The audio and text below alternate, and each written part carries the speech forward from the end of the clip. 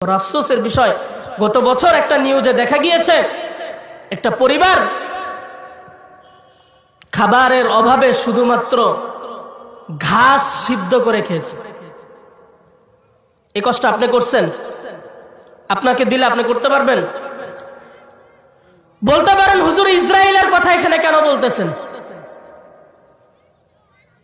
কারণ ইসরায়েলে এই যে মুসলমানদের উপরে যে গুলি চালানো হচ্ছে, মুসলমানদের উপরে যে বোমা হামলা করা হচ্ছে, এটা কাদের টাকায় জানেন? আপনার আমার যাদের ফ্যান, আমরা এই ফিফা বিশ্বকাপ আসলে যাদের জন্য আমরা মারামারি লেগে যাই, এই মেসিদের মতো মানুষদের টাকার জন্য। মেসি নেইমার হচ্ছে ইহুদি,